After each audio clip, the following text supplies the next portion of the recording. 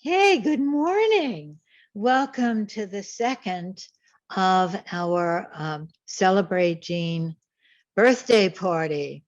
And another winter where we really need to have a party together. We thought that last year, and it was such a lovely thing that we did, celebrating Jean's birthday party and remembering him and enjoying him together. And I'd like to start with the sound of my bell from Jerusalem, and just to center ourselves and to hear the sound of this bell from Jerusalem. And I'll explain the picture in a minute after we center ourselves and come together.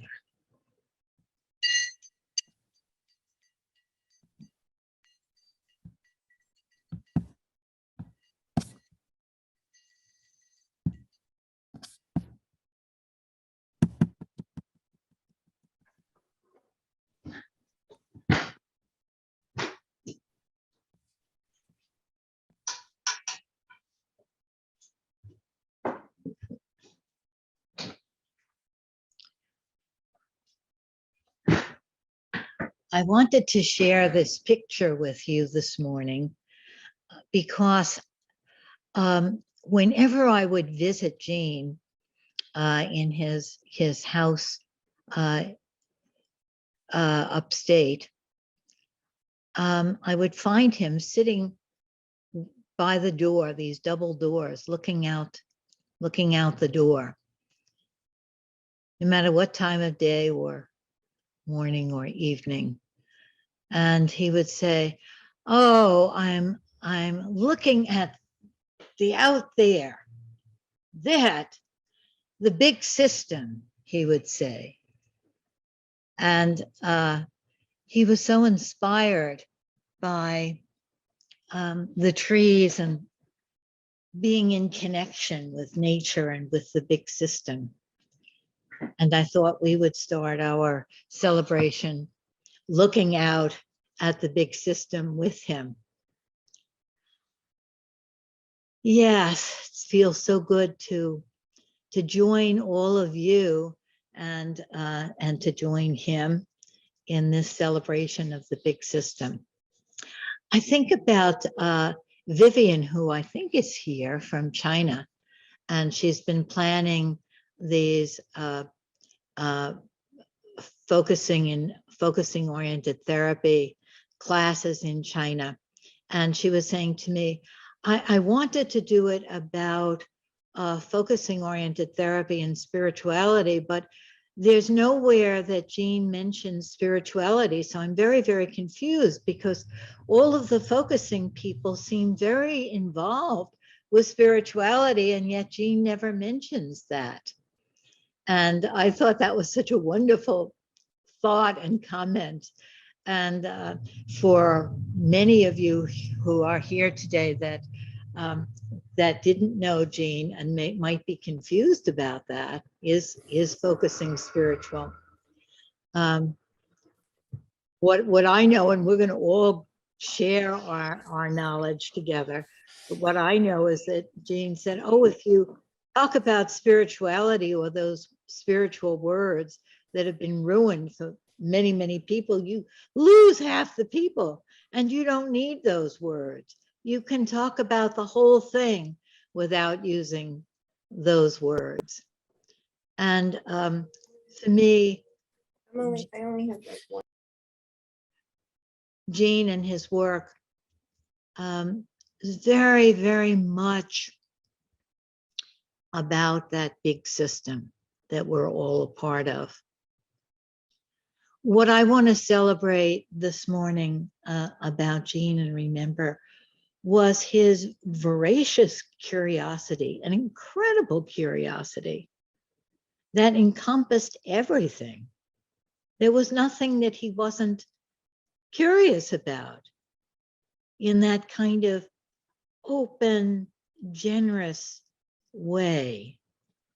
And I think that open, generous kind of curiosity was so much connected to his basic, fundamental, embodied sense that life is forward movement and that life is evolution. We get to know something deeply, and it looks like it's destructive. It looks like it's creepy. It looks like it's adversive, and we get to know it even more and more intricately. We'll find out how it, in its way, is trying to carry forward, is trying to live, that life wants more life. An instance of that I some of you might have mentioned when I first met Gene, and I was so enamored with his amazing mind and way of looking at things and thinking about things and connecting. And so I started a study group with him, and then I went into therapy with him. And when I was as a client consulting with him, I told him that I was involved with a woman, and that I was had bad experiences of people being anti-gay and I was worried about his reaction to that. And he looked at me with this sort of naive look and said, why wouldn't I want to know about that? Why wouldn't I, if I didn't know about it, be curious about that? What a wonderful thing I could learn from you about that. And that was the beginning of our relationship, of my taking in and making part of my world his amazing curiosity that had about it, endemic to it, fully, intricately involved in it, the sense of the sacred. The sense of the sacred was in everything that he wanted to think about and to know and to connect with. There's a video that Nadalu put on the coordinators list, and maybe later we'll see a little bit of that video of his helping her with TAE, and it's a wonderful example of that way of thinking and that curiosity. So I welcome you and really want to hear from all of you, as many as can speak, and I'm turning this over now to Melinda, who will do the second welcome. Good morning and welcome, and afternoon and evening, wherever we are located. It's really wonderful to see so many people I haven't seen in a while, and it means a lot. I happened this morning to look at a video that I guess Lynn and I had collaborated on Welcome Gene Day before he passed in 2000, I think it was 2013, and sharing, you know, what he meant to us then, which is really nice that we did that while he was alive. And then subsequently last year, we did the first one after he passed. And just thinking, because of this, we could do this every year, and something new will go forward, something new will be shared. We'll all remember another facet of Gene. And I was just thinking this morning how Gene is like, for me, was like a diamond, that because I worked with him in a different way than most people had relationships with him. We all maybe are really familiar with a certain part of him. Maybe we even got to experience several, but I was quote unquote hired by his wife to run the Institute. And so I would interact with Gene in different ways, and you know, he would have writings and I would stop and pick him up, and I didn't know who he was at the time, you know, and so I never had this feeling like he was someone that I really looked up to. He was always just another human being, and another flawed human being, just like we all are. And we would still have these very deep conversations. And for some reason, he really respected my ability to run an organization. And he was always curious about that. And wanting it to be more than just like when I would organize a workshop. and many of you may have heard this before, he said, Melinda, I don't want just to have a workshop and it ends, what comes next? And that was why when we, and I think a lot of his messages and his whispering in my ear over the 14, 15 years I was with the Institute, I've sort of carried forward. And one of his dreams was always to get focusing in existing structures and in institutions. And that's partly why when Pat and I created focusing initiatives, we really took his dream and tried to make it happen. So that, Pat has worked with the International Rescue Committee and the World Health Organization, and any organization or individuals that we work with internationally, it's bringing focusing into that space. So it's sort of keeping Gene's dream and honoring him for what he has created. And I'm really looking forward to hearing from everybody, or as many of you who have known Gene, in terms of what your experience of him is, as well as those who don't know Gene, but his writings have changed and influenced your lives. And I'm really pleased that Shaka Faye is part of this morning program, and I want to welcome Shaka Faye and saying a few words. Shaka Faye has Thank you, Melinda. been this with us. So she's the third organizer. Well, I don't have the privilege of saying phrases like when I visited with Gene, or that memory I had with Gene, or the things he said to me. And I think there'll be more people like me as time goes by who won't have the privilege of those memories. But yet I discovered Gene the day after he died, and I didn't know that he had passed away. I had stumbled upon his work. Oh, sorry, I'm in the mountains. The power just went out, so it's going to be a little bit dark. Maybe that's okay. And I just there was something about it. It just drew me in. And I remember at least for the first 3 months, the only thing I read and listened to and watched was Gene. I was just so absorbed by this human being, and I wanted to hear everything he had to say. And at one point, I realized that now I had come to the end of all the YouTube videos there possibly was of Gene, and I was listening to all of it again. And I noticed that he often was being interviewed by this woman, Lynn, and I looked her up and I found out that she was in New York. I was in New York. But then I'd also found out that he had just passed away right after, the day after I had discovered him. And so it's such an honor and privilege to be here today, where the purpose of our gathering is to celebrate this life who's brought so much to all of us. And yet, having watched his videos over and over again, something that really stays with me is how embodied he was with the philosophy, and so I think that's what I crave most, is to interact with your memories of all of you who have it, because none of us will have a chance to have that. So I'm really grateful for those of you who are bringing that to this fireplace who are around today to share with us who crave it so much and thirst for it so much. So thank you. Dr. Faye, would you tell everybody where you are before we move on? Oh, I'm actually in these remote mountains in Bangladesh right now, in the hill tracks in a place called Bandarban. Yeah. Thank you so much, Shaka Faye. And it would be lovely if when people speak, they just say where they're from, because I think we're from many, many, many places in the world this morning. And Steve, I wonder if you could introduce Rabbi Goldie for us.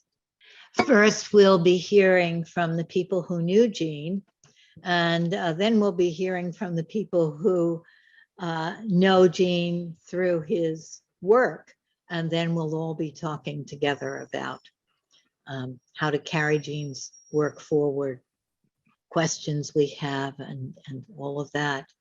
The way that we always do things is to have things planned, but then unplanned. So we'll see what we make together, because that's so much a part of the focusing philosophy, is that what's alive is emergent. We're going to make it together. Rabbi Goldie Milgram and I haven't met except through an email or two that when I reached out to her to share her experience and stories from her relationship with Jean.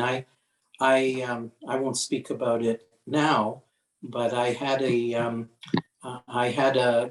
long-term connection with Jean, where the central thread of it was enlivening and relating to and using focusing to to both make sense of, make personal sense of, and broaden the meanings of the language of Jewish liturgy.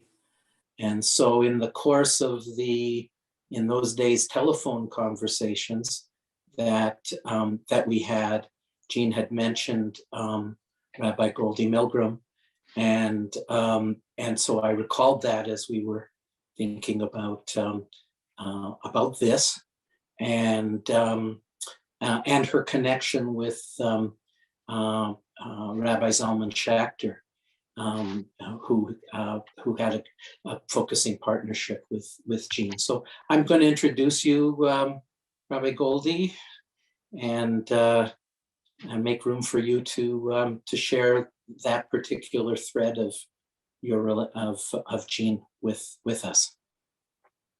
Thank you, Steve, and I look forward to lots of sharing in the future. Thank you. There I was in my apartment on the Upper West Side at that time in New York City. And you know, if those of you who know New York City, a lot of the apartments have doormen, or door people, as I like to call them, and welcomers and screeners. And so you would almost never have somebody come to your door who hadn't had a phone call that came upstairs from the front desk telling you the following person wants to come upstairs. Is it okay? So there I am in my apartment, and suddenly there's a knock at the door. I go to the door, look through the keyhole because there had been no call, and I don't see anybody. So I figure, well, it was probably the door across the hall, go back to whatever I was doing, and then I hear the knock again. So I go back to the door, look through the keyhole, no one's there, and unlatch the latches, as New Yorkers do, to the door, and there is a tiny elder man with this radiant smile. And I say, "Are you lost? Can I help you?" And he says, "Well, only existentially." And I say, "Well, what brings you here?" And he says, "Oh, I was sent by Reb Zalman, who's one of my teachers and mentors. And he said that I should do some work with you, have a session with you." And I said, "Oh, well, why don't you come in? If you're from Reb Zalman, please come in." And he came in and we had some tea, and he started telling me, and he gave me permission to write and share about any and all of our times together. He said, "You know, I came because I've been feeling unrooted." And he told me that he had grown up in Orthodoxy and a good Jewish education, and that he had been practicing Buddhism for like 60 years, and yet he was in a stuck place. And he pointed at his abdomen, that he was in a stuck place, and that Reb Zalman said that perhaps, since we're neighbors, apparently he lived not far down the block, that it would be helpful.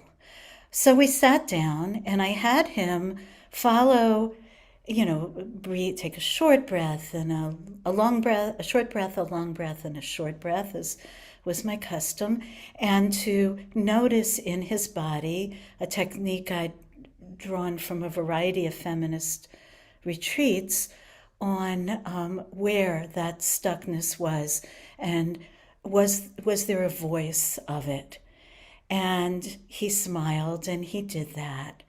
And as we worked in that experience, we found the Tetragrammaton, the Yud He Vav He, the 4 letters that in the Torah, in the Bible original scrolls, appear as though they were on a wood chop, as though they were written together and pressed onto the scroll. And they come from, it's called the most sacred name of that sense of the divine, and it's made out of all of the forms of is, was, and will be. So I like to think of that as the infinite, the divine as the infinite potential for change that is inherent in the interdependence of all that is. And as he took that concept, which instantly, from his background, he understood the reframing that was being done. He instantly flipped with that. And then I said, is there a way in that stuckness? Is it any different now? And he says, yes, I found those letters are a magic carpet. And I said, well, stay with the magic carpet and see if it has something for you that with the letters on it. And I had the image of like a Muslim prayer carpet, with the letters on it. That was just, I haven't seen a Jewish prayer carpet, but I happened to have been gifted a Muslim prayer carpet one day. And I say, just be with it. Let it be with you. See what comes. And then he said, I found it. I know what it is. I knew there was something more than my work at the University of Chicago. Now remember, I didn't know anything about him. At the University of Chicago, he said, I knew there was something from my past, from my roots, that was very deeply helping me find focusing. And he said, it was when Elijah was there, and in the mountain, in the text, and it was the voice of the divine wasn't in the destruction. It wasn't in the storm. It wasn't, and he told me the text from memory in Hebrew. He said it was in that still, subtle place. And then he said, I just went through. The carpet, I just invited me to be on it. And here I am, and I'm there. And he looked out the window with all that. And now I know that I knew that when I was very young. I had it in me, and it was in my story in the yeshiva where I was so stuck, he said, where I couldn't get past the words, but it was already there. And so for many years, for a long time, he would come for these times together. And I learned so much from him. You all know from that in each interpersonal engaging time, he was so much more than most that one would be with in this curious ability to connect everything and show that interdependence. And even if whichever of us was sad or stuck, it was we would be there for each other. And I couldn't possibly tell you in strong enough words the gratitude and his encouraging of me to bring that new languaging for that throughout my tradition, throughout our shared tradition, throughout Judaism, as he, of course, was doing with others, because all great people like that are deploying themselves to all of the possible nodes where they think there's a need for healing and re-engagement within all of the sacred pathways, of which I include all the sciences and everyone who's even an academic is a seeker, or they wouldn't they wouldn't be there asking questions and research. There's so many paths. And so I had been unconsciously doing that form of work for a very long time. And one day, we'd been meeting for a very long time. He handed me a book and said, it was this ratty looking copy of this little paperback. And he said, I realize I never mentioned to you that I once wrote a book. And I'm looking at the cover of this book and seeing New York Times bestseller under the description. And he said, I think that you would really enjoy this because, we've been articulating this in different ways and I've been working on it for a long time. And he said, and by the way, I'm part of an organization. And he mentioned Melinda and Lynn and a bunch of different people. And he said, I think you'd love to meet them. He said, but I didn't want to tell you too soon because I wanted us both to be able to see the nuances of what we were doing, because Reb Zalman said that would be important, so we could add each other's stuff to the repertoire. And that's how I discovered, Gene Genlin discovered himself into my life. And I felt like a tiny little dot that had glimpsed a fractal of the holographic universe he was showing of who he was with and what he had discovered. And it was just such a great blessing. Thank you for the opportunity to share the full story. Thank you so much. I love that image of the tiny little. Yes. I want to add that his thing about don't use the word spirituality, he didn't mean that this isn't all possible to talk about under the title spirituality. It was that the valence of the word was too woo-woo, or was it about crystals? For some people it was an entry word, and for other people it was an absolute distancing word. And so I know my organization's called Reclaiming Judaism, and I write on Judaism through a spiritual lens. But when I'm talking to people and working on it, I'm using their fresh language. I'm inviting them to have their fresh language, or a new hit like with the Tetragrammaton. It's about their connection. It's nothing. Anything that's dogmatically labeled is going to be an obstacle to healthy evolution, and I think he taught us that. Yes. Yes. Thank you. Thank you. That's absolutely right. So we want to hear from anybody else who would like to share anything, an incident, a story, a thought. Oh, I'm Ruth Rosenblum. I'm in house sitting for a friend in LA. At the current time, I don't have a home, having just sold one, so I'm on some kind of journey here. When I saw everyone's faces, I almost was in tears. I'm not, wow, this is so emotional for me, I'm surprised. I don't know what I would have done without focusing, and I think Shefika's comment about the memories and that there are going to be all these young people, the new generation of focusing people, deeply touched me. I'm seeing faces of my teachers and faces of my colleagues and people who have really moved this forward. Melinda's work has just been extraordinary. Lynn, you're just, he's been my mentor. Allah's work. I mean, it's just so many people here who have done such beautiful work, and so many young people that gives me so much hope. So I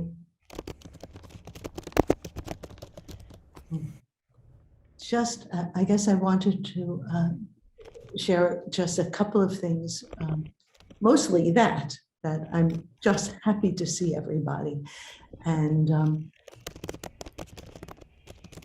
the power of this work, which I can't imagine what my life would have been like without it.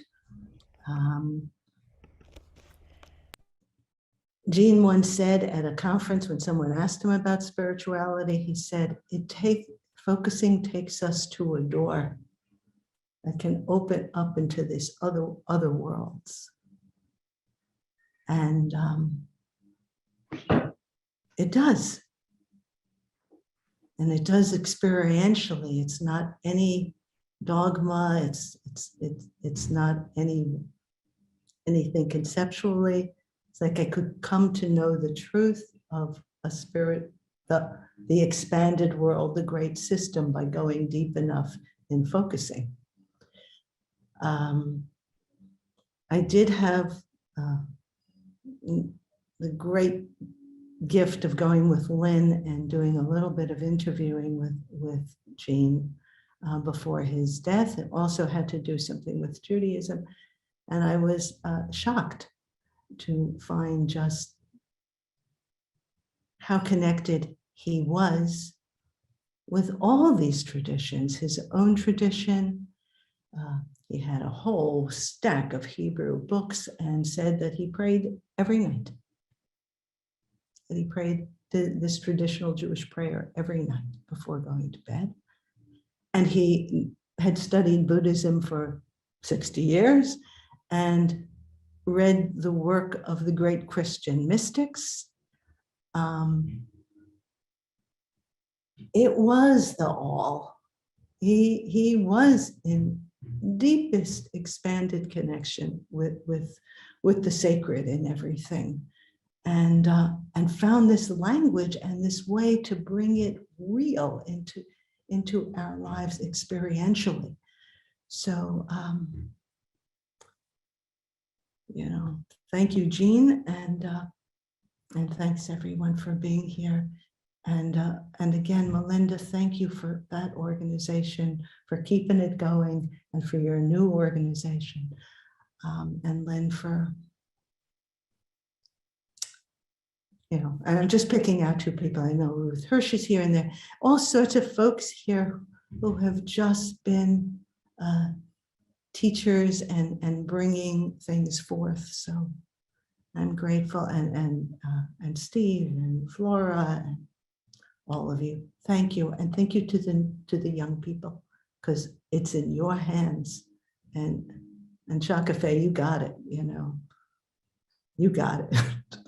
And you will be a leader here, and others too, I know. So Thank you, Ruth. Okay, thank you.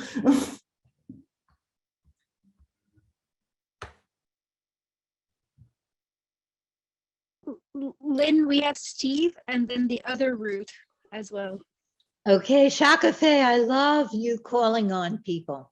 So that we're counting on you for that.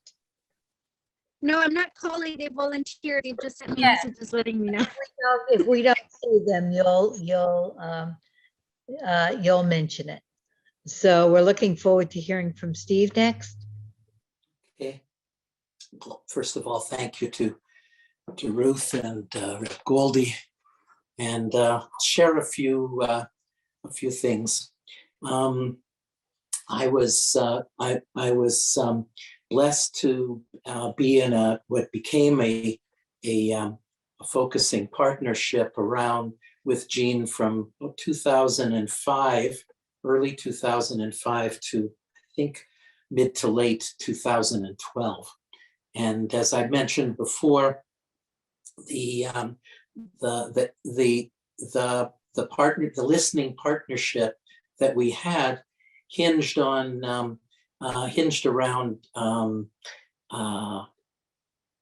experience. It's not the right good enough word, but experientializing and opening up the language of Jewish tradition within the liturgy. and going from there to broader understandings and bodily felt implicit understandings, and then also life situations, and sometimes the application of concepts from prayer that came to us. So what I'd like to do is, I said, kind of like the image came to me today is of it's kind of like I'm wearing I've got a number of beads on a wristband, and on those beads are a few kind of anecdotal moments of things that Jean had said in the I'll share some of them in the context of our partnership. And one of the things that I want to be able to say is it was in the days of telephone, and so we would have, we would meet every couple of weeks via the telephone. And I just want to extend that kind of statement that Reb Goldie made about sort of kind of living in the sacred. And there was something about when I was on the telephone, and it was, kind of a traditional focusing partnership. So who's going to go first? And then each of us listened to each other and such, and were present.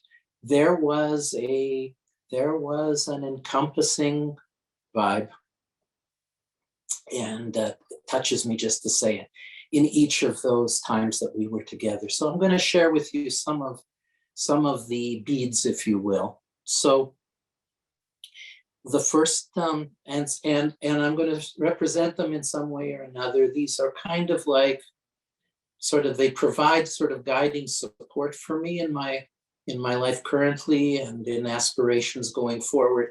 And there's some unfulfilled curiosity in some of these little pieces that I will share with you. So we have our first, and also that Reb Zalman in some kind of way played some role in the connection. I won't go into that. So anyway, we meet, and he says to me, and we're on the phone in our first conversation, and he says, I remember this, he said, "For all the people who let me in, how can I not be a Jew?" And then he spoke about some words about the 13th century German mystic, Meister Eckhart, who had been really, really important to him as well. So for all the people who let me in. So there was that big. And he said to me, "I'm Jewish, but God isn't." And and many of you who have experienced him as well as experienced his work would be able to appreciate that kind of deep, deep connection with all that that relates to that statement. Jewish is a particular expression of the big thing. So I remember also in that first conversation, we were, what we were going to do, and him running from the telephone in this very kind of enthusiastic way, and leaving the room and coming back with his prayer book. In Hebrew it's called Sidur, his prayer book, and taking it and then excitedly opening up the prayer book and finding something that was in there, and then we began to kind of take some words that he may have found or may have found him, and then begin to focus and move from those words and those concepts to the edge, if you will, and to bring them alive. And I want to share another connected when he was saying, "I'm Jewish, but God isn't." I want to talk a little bit about some of the ways in which he referred to God share that with you as well. One, he referred to God as being the whole big show. That was one of the ways he expressed it with me. And he also spoke about what he referred to as the God above and the God below. And I don't think he was separating, that middle space, that there wasn't any of the implicit divine connection. That's how I would call it. But that he was referring to the trust that he had in being able to, that's what so much of what focusing can be, relate to the trust in the relationship and the dependability of relating to the God below. And so when we go inside, that kind of thing. And so those are some words. And the other thing that he said, which was he was talking about, I didn't know about how his background, or that much about his childhood background religiously, but in the morning prayers, there's a statement that says something like, "The soul you placed in me is pure." And he spoke to me and he said that, he mentioned that, and he said, every time I say that, tears come to my eyes. And he wrote, I wish I'd had the, piece, the whatever I would have needed to have inquired more. He wrote beautifully about tears in an article on emotion. And if anybody's read Kathy McGuire's wonderful work on tears, those tears had lots of meaning, and I didn't get a chance to kind of appreciate what that was, just the nature of the relationship at that point. And then two more beads. One is that I've gone to a conference and met some of you there back in 2005. It was the first international that I went to.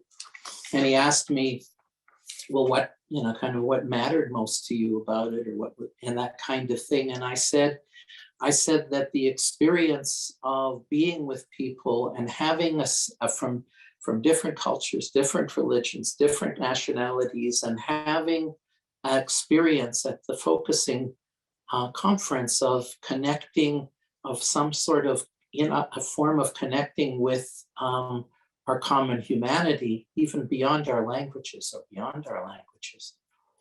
And he said to me, and he drew on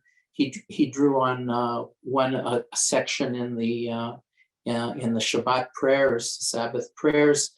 He said, "Oh, you're referring to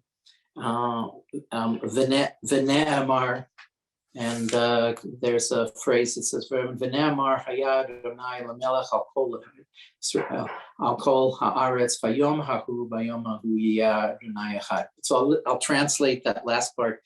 And he said something like, "Oh, you're thinking about that." And the last part says, "On that day, Adonai," another name for God, "will be one, and God's name will be one." So that's another inspiring kind of bead on my wristband. And then I also remember a little piece in one of our phone calls. It was after 2007, after I returned from the international conference in Israel, and his excitedly calling out to Mary, his wife, and saying, "Mary, it's Steve," and he was in Israel. And again, it was another sort of unfulfilled curiosity for me, because we didn't talk much about that, other than that, and whatever went into that enthusiasm. And finally, after sharing, he encouraged me, and I did at the synagogue I go to, although I haven't been there in COVID land for quite a while. He said, I did a piece with co-working with a rabbi, and it was called "Focusing in the Living Torah." And so it was a couple of weeks that we did this, and so it's guiding people around text and then connecting with themselves before and after the reading of it. And he said to me, and I wish I could have asked more. He said, "Oh, it's come home."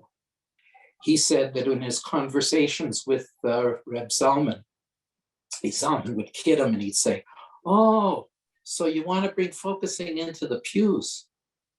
And I think he did. And I'll stop there.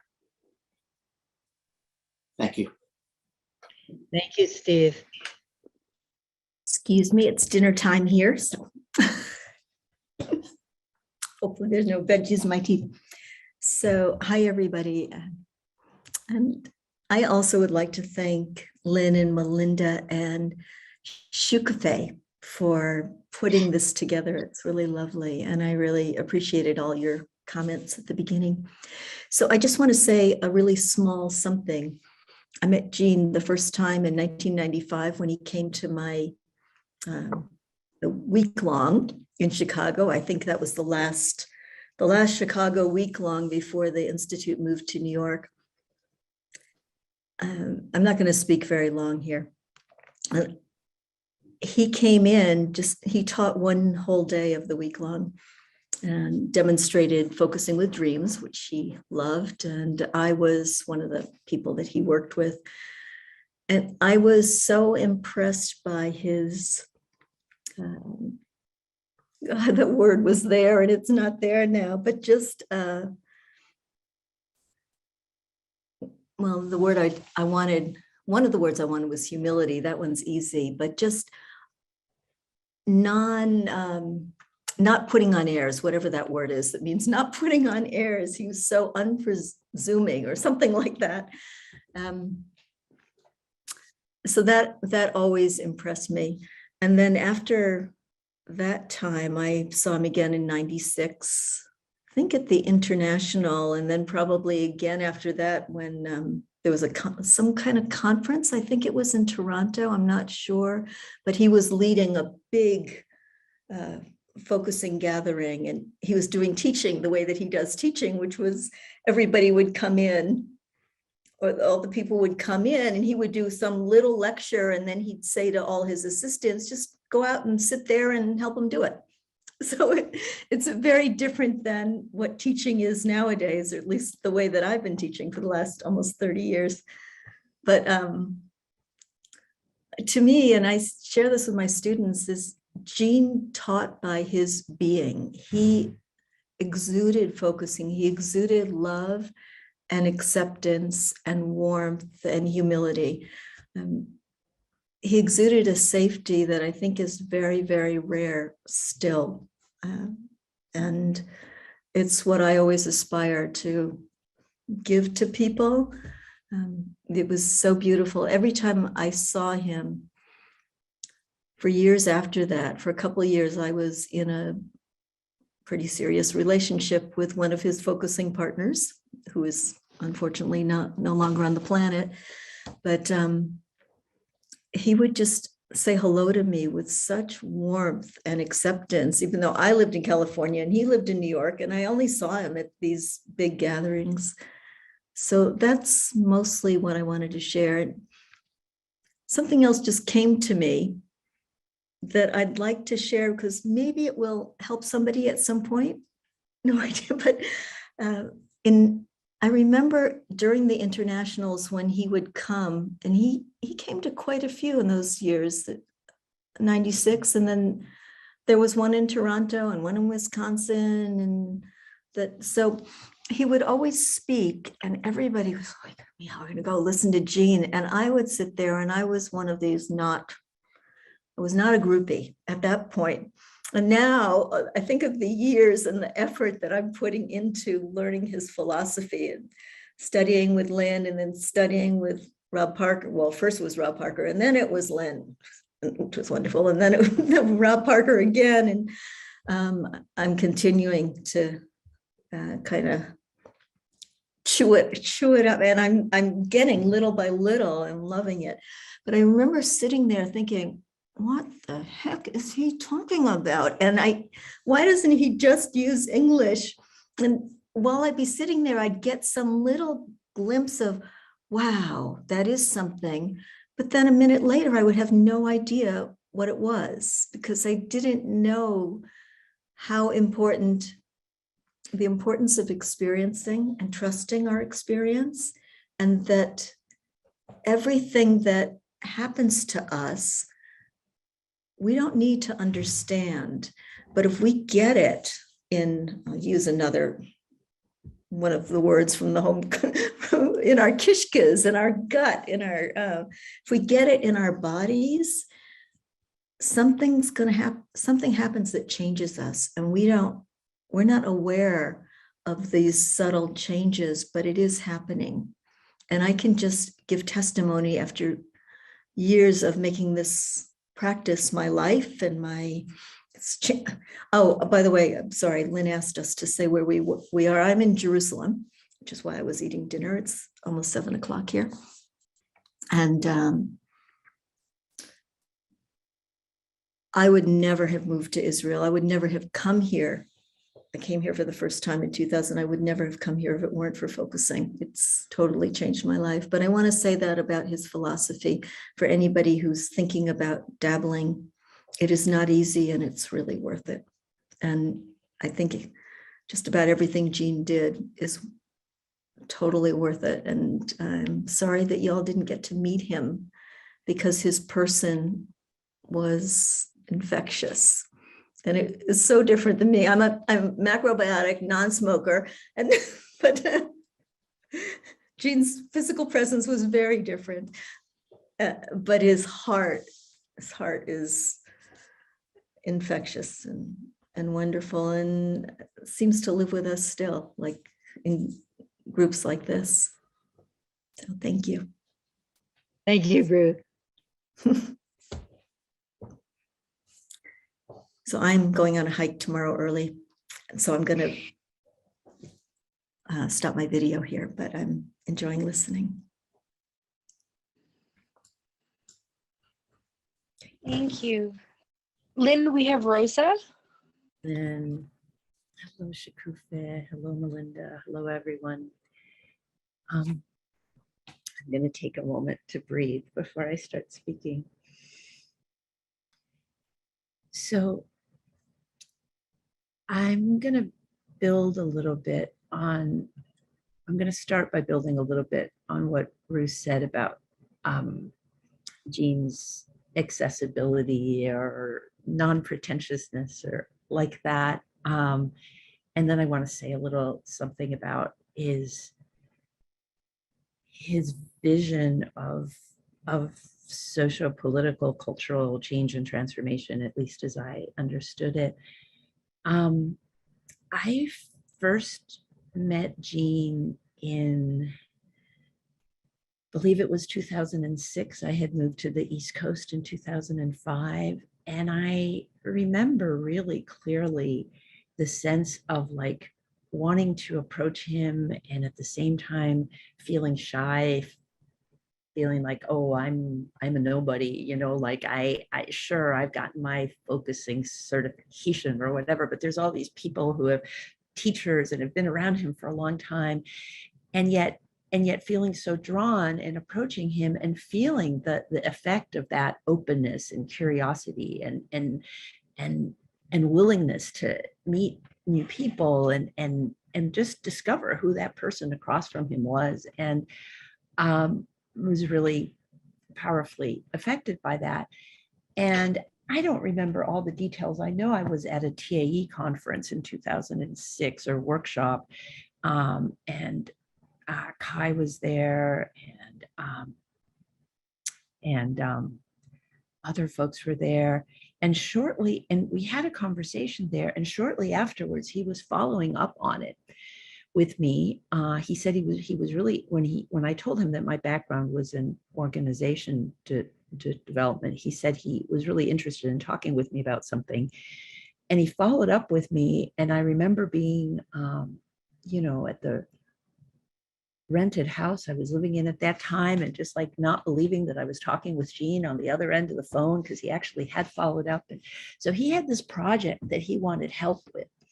And this project was, he wanted to create, and we ended up doing this, a series of phone conference calls where people who were looking to bring focusing into to do crossings of focusing with focusing and other areas. And I don't remember all the people who were there, but I do know that Suzanne Noel was there, and this was at the very beginning of her wanting to cross focusing with 12-step. And some folks from the NVC world were there, and they were, and so Gene had been like kind of keeping his ears open for people who spoke about potential crossings and keeping a list of them and bringing them all together. And yeah, so we had some very lovely phone conversations.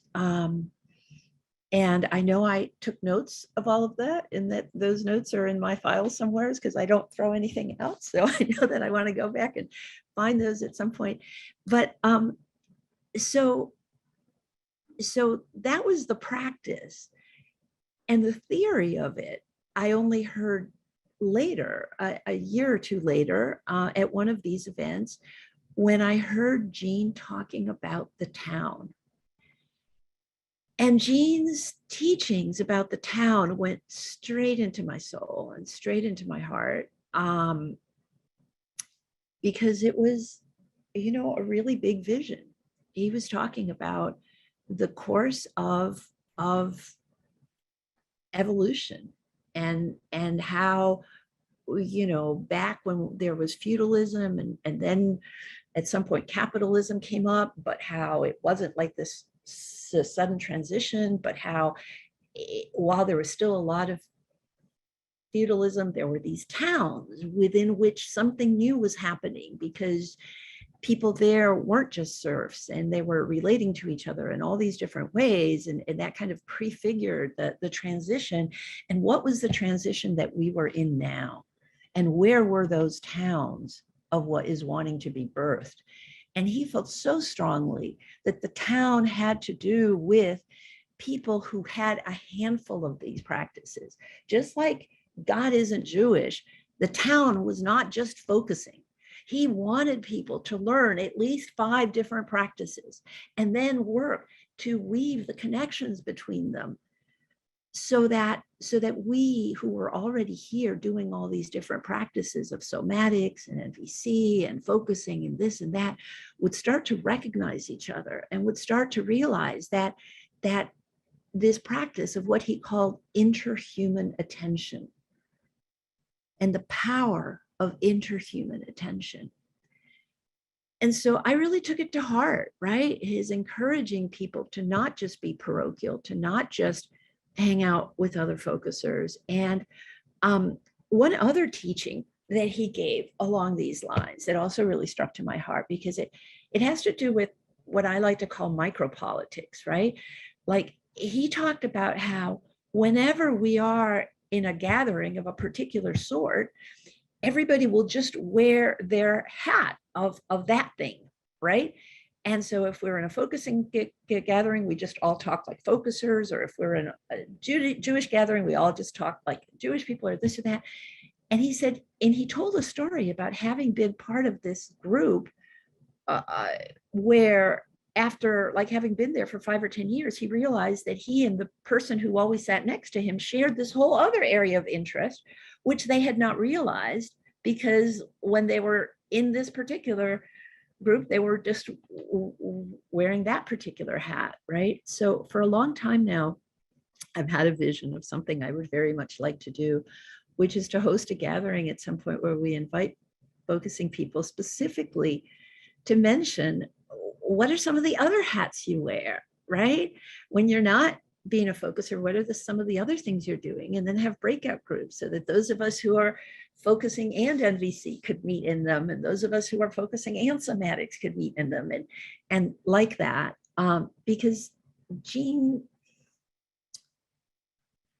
I want to take a risk here and say something that's meant a little bit as a joke, but not really, that like, like any other good Jewish person, like he had a sense of deep, huge commitment to societal change, that this is about healing the world. And so much of it was encompassed in the work of focusing and the healing that brings to people. But it was much bigger. It was much bigger than that. And so, yeah, so I'm going to pause and check inside and see if there's one more thing or not. And then I'm going to pass over the mic.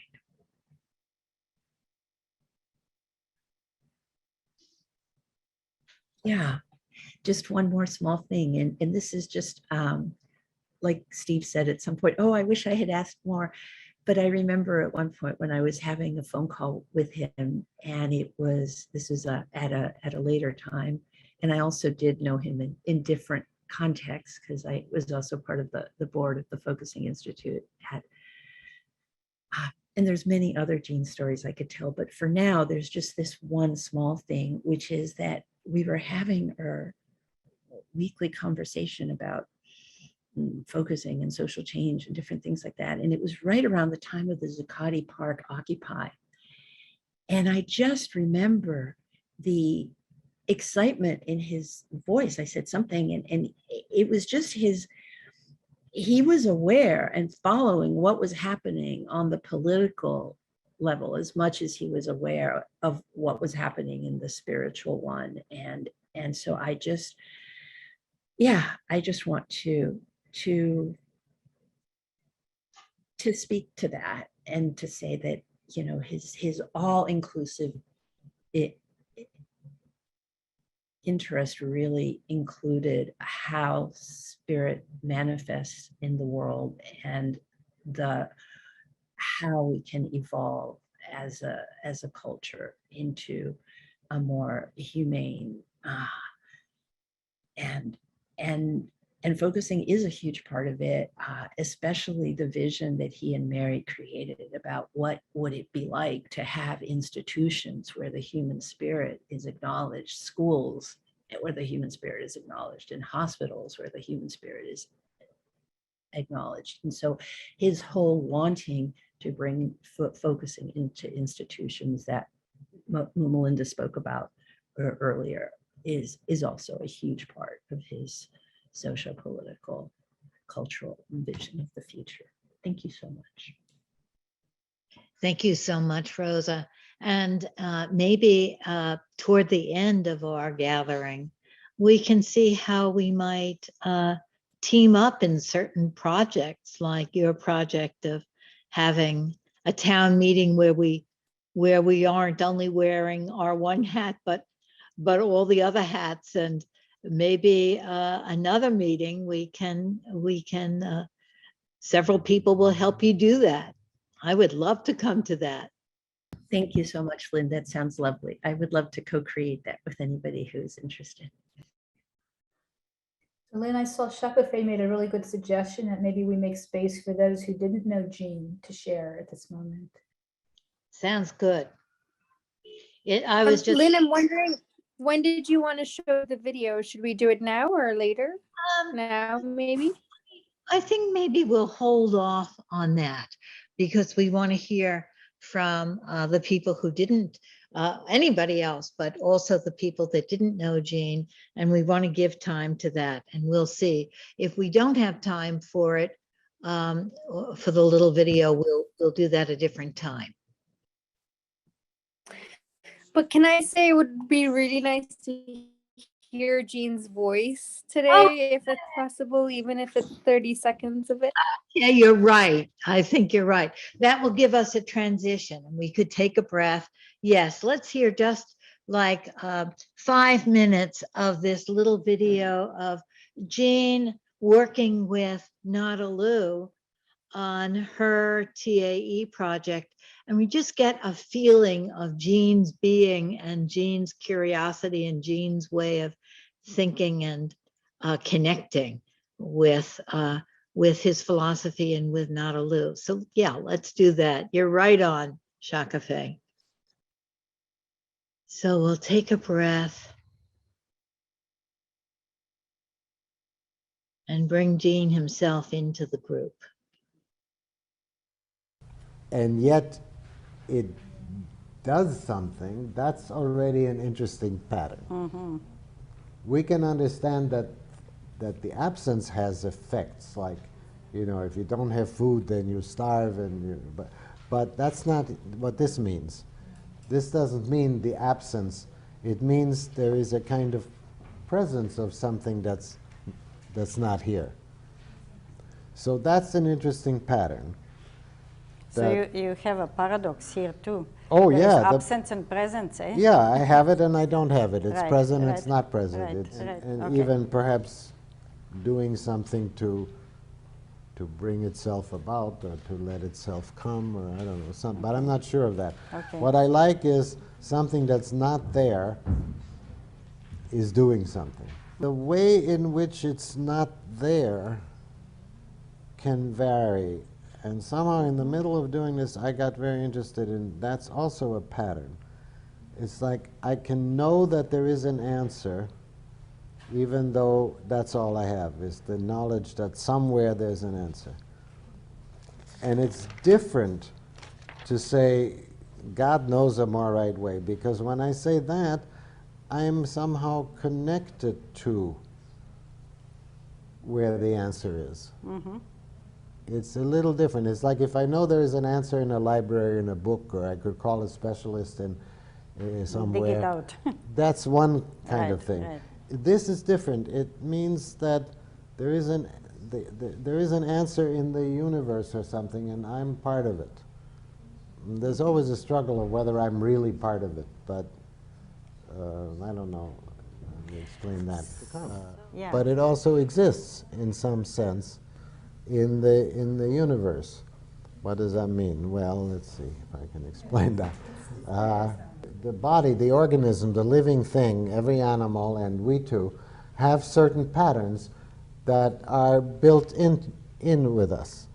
So when a child arrives here, there is already a mother and a father that's implied in the child. The child is ready for a perfect mother and a perfect father, and every little infant knows what is a mother.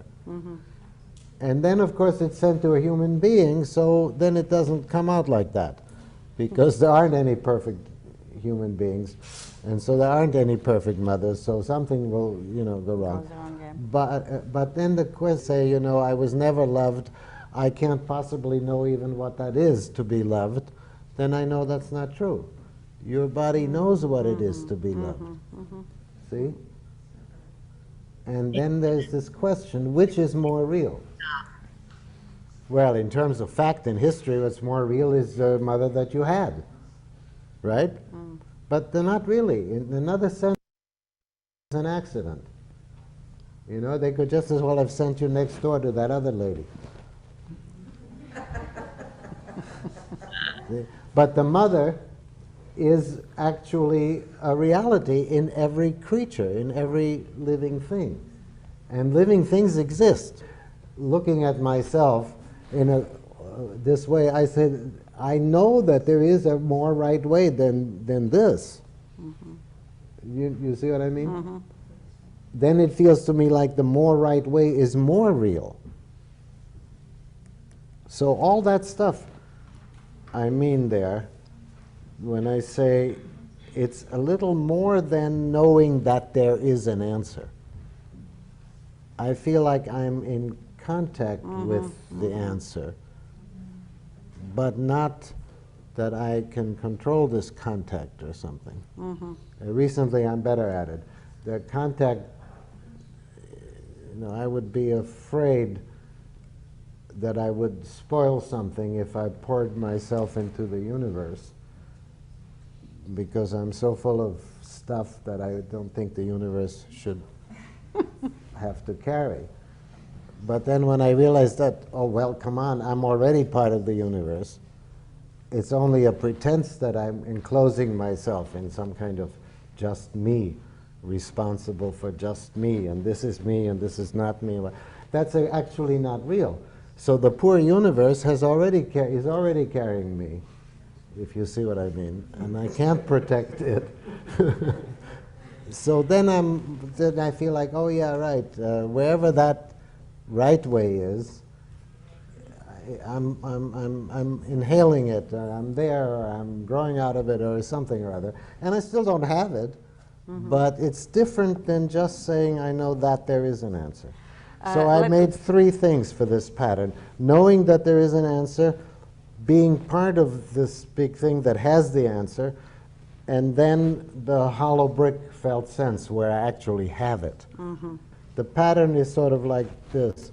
The one line of the pattern is something that isn't here is doing a lot of work, or is doing something. And then I'm scaling that over 3 this way. So I'm saying there is where I know there is an answer, but I haven't got it. Then I'm sort of in touch with whatever that is that has it, even though I can't get it. And then there is a felt sense, which is the one we're always talking about, where you know, but you don't know, and all these. I'm so familiar with having a felt sense that I'm not interested in that. I'm only interested in the continuum here, that you can actually do this when you can't even get a felt sense. It's not just in my examples, it's that then I can apply it all over the scene, all over the world. And the it is something is not that's here, missing, and yet it's but it doing exists, something. yeah. Look at all these different cases. Well, and then it's also true in business, of course, all the time, that they're talking about the vision is supposed to help guide them to make something happen, right? Let what the child has guide the process to the learning that you want to have happen, right? Okay, now that's it. Thank you. Thank you. It's so nice to have Gene with us and his wonderful way of thinking and being. Does anybody have any response to that that they want to share? I knew Gene. I met him in 1970. It changes. And I studied with him. Lived with him a little while. What I just want to say from that is that bringing everything in, that he had an incredible skill to be able to do that. And I just remember once it changes, we were in a small room. A young man comes into the room in the room. And then he discovers that this bloke is describing the ceiling. No one knew that. No one, we thought he was just absolutely, but no, he was describing something that was present. And Gene picks up on it. His sensitivity was just extraordinary. And in my life, he changed my life, a turning point in my life. He valued me and valued my sensitivity. And that's, I can't say any, and thank you very much for giving me this short opportunity to say that. I'm here in Sheffield now, and I teach focusing here in Sheffield. Thank you so much. Well, thank you. Thank you.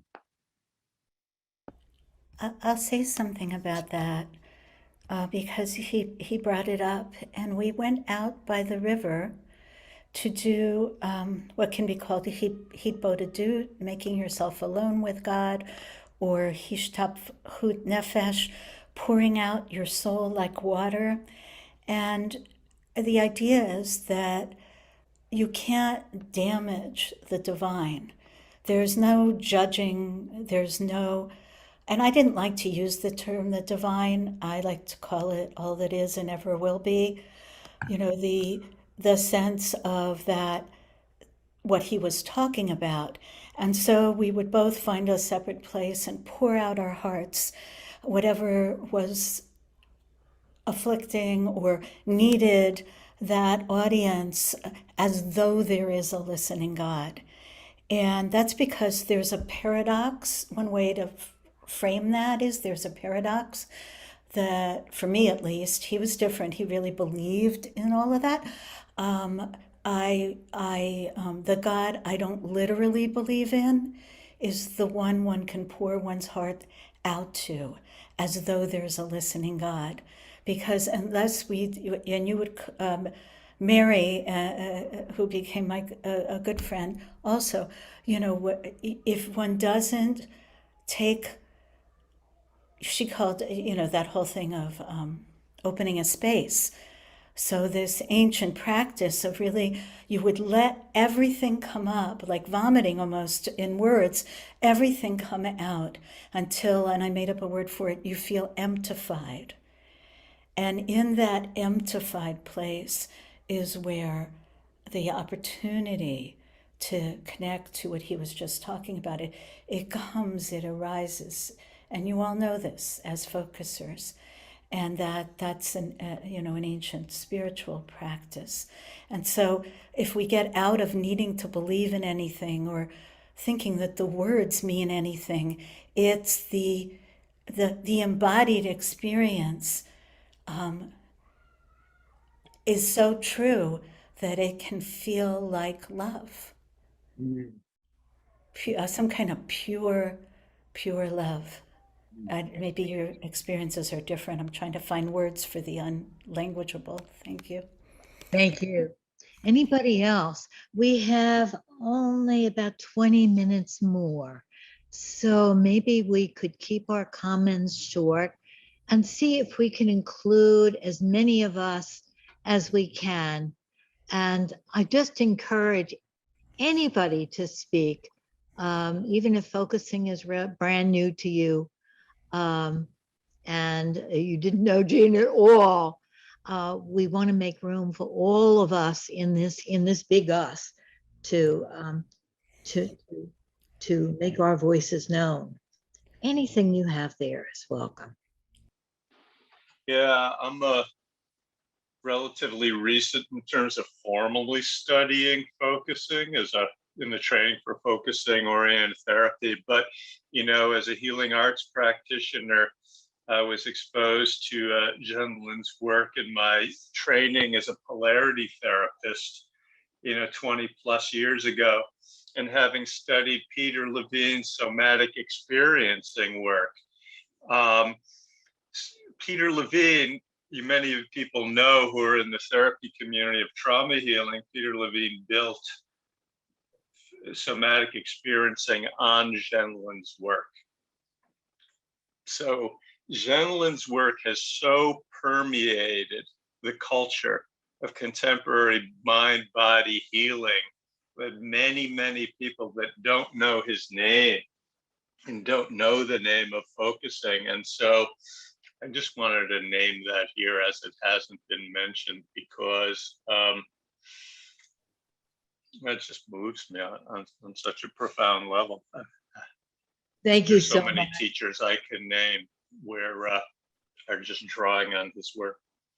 Thank you. So he's really changed the culture in profound ways. Thank you.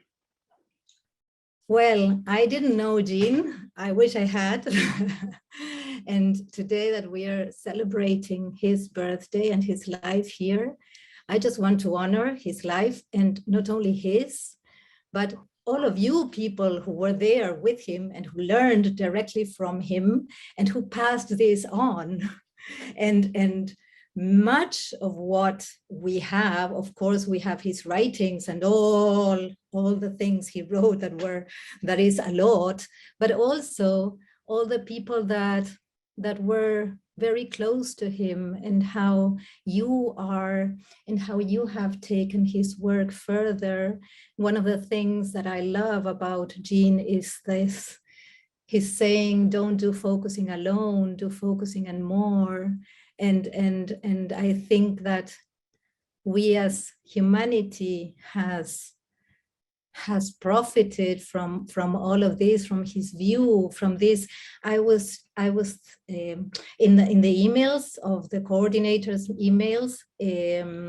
Nada Lu posted this video that Lynn, you shared today, and as I began to see it, I then saw the whole series, and I was amazed by his thinking and by the way not only by the way he did it, but by the way he taught us how to think and sense and live from there.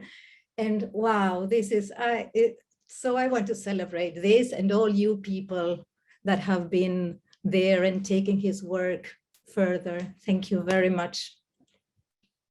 Thank you so much. This is Shashi.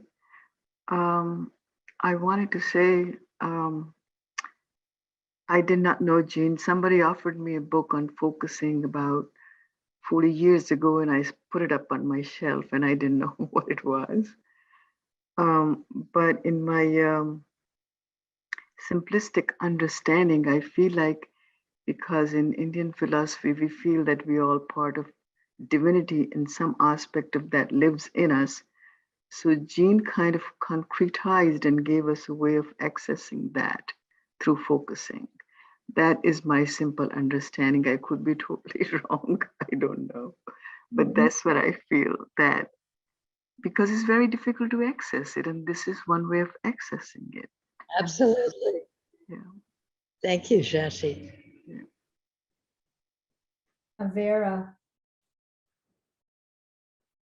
Hello, everyone. I'm Vera from Norway. It's 6:30 in the evening where I am at the moment.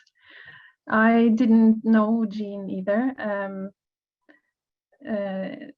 As a person, it's a funny thing. It feels like I know him, you know, from everything that I've read and seen of him over the years, and I've been to some of his courses while he was still alive. But I don't know him as a person. I don't know his faults and his, I'm sure he had some of them too. But he has a very important presence in my life. And I think as a person who spent years and years searching for something, being in different kinds of spiritual realms and being traumatized basically by a lot of the stuff that was out there. Finding focusing was such a coming home for me in some way. And in the beginning, something about the simplicity of the process was very important to me. And slowly getting to know the philosophy, I also, one thing that I really cherish about his work is that he allows me to hold complexity. I feel like there's a big lack of that out there.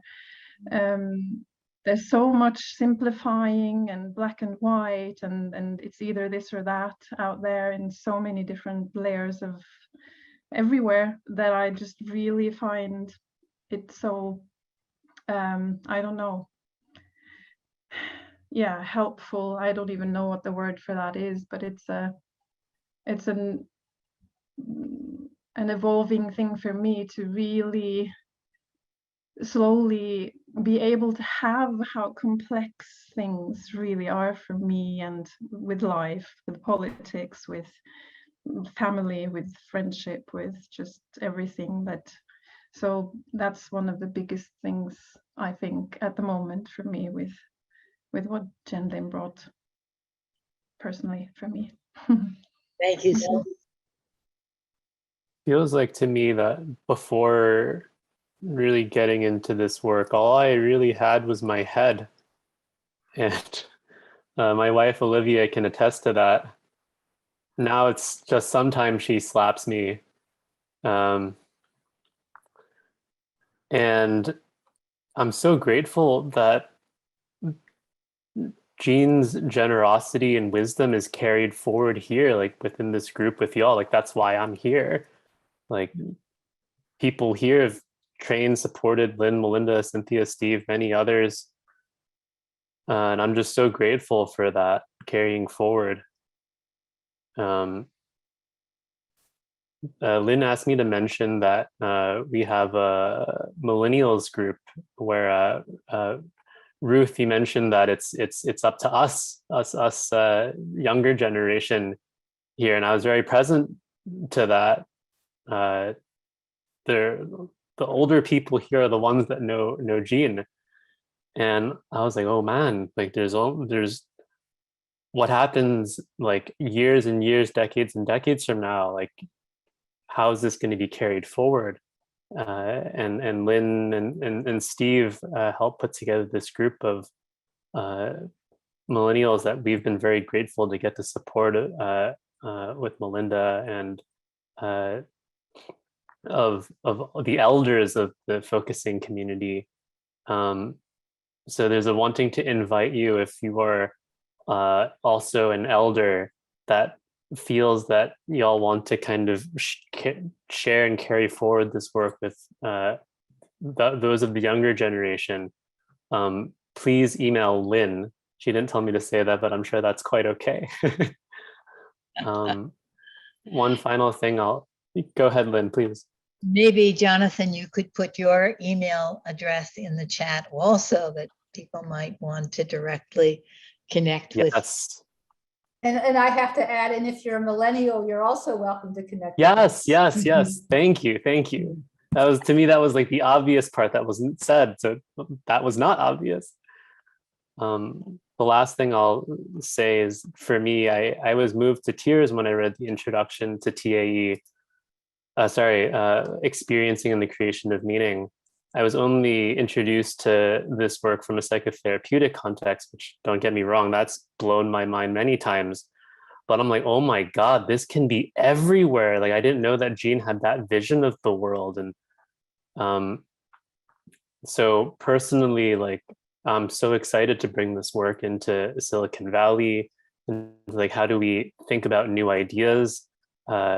Creating companies that are more holistic, and maybe something like a focusing app, or I don't know, but I'm just excited by what's possible in that direction. Thank you. Thank you all. Lynn, we have Rachel, and then maybe going to the last part of the program. Hey, I'll just be quick. I heard about Jean a long time ago when I knew people who did nonviolent communication, and they told me that it was possible, all the things you were thinking and your needs, that you could experience them in your body. And it sounded so magical and strange and interesting and odd. And it took me another 15 years to actually find focusing. Yeah, Jean died soon while I was doing my training. But I'm just struck with, although I didn't meet Jean, it's amazing I can be in my home and meet you guys, and some little faces I know and I've met, and some I haven't. But like, I feel like I don't know, it's like I've not met Jean, but I've met you, and that's only because of Jean. And having this organization and these meetings and these events and this group, and Jonathan then says that, it's just great. So anyway, thank you. Rachel, where are you? So good.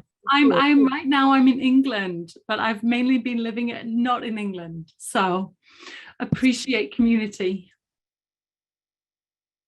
That sounds like a wonderful sort of last sharing. And then before we stop, we wanted to just have some ideas about, again, everybody has to be very, very, very brief at this point, so we only have about 7 minutes, about how we want to carry forward this work in the next year. You know, what are some of your ideas? Jonathan's going to bring it into Silicon Valley. We have ideas about the town, and maybe a meeting of all the other hats that we wear. I want to make sure that I invite you to our Help the Helpers group on Monday, usually earlier, 8:15 New York time, when we have all kinds of sharing and people sharing their reflections.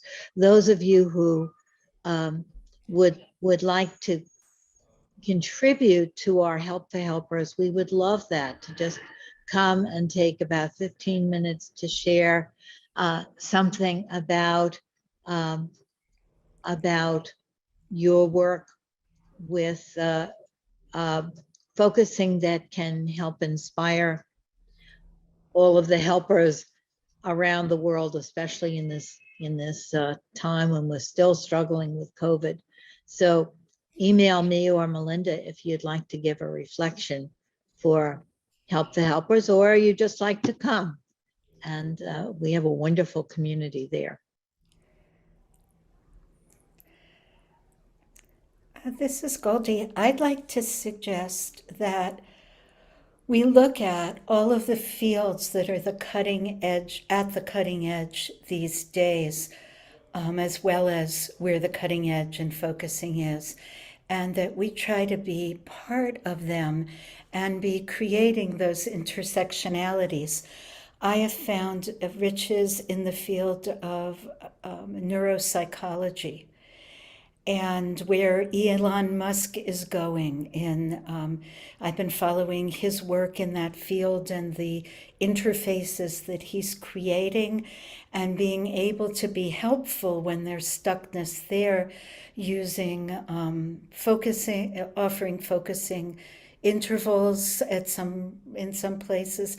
But the more we have, if we bring in here those who are doing things that maybe while we were away doing our focusing work, there were other major streams going on, so that we don't obsolesce, or I do know that people sometimes think we have, that we are where the action is, so to speak, and really being nourished by that and nourishing them with these methodologies.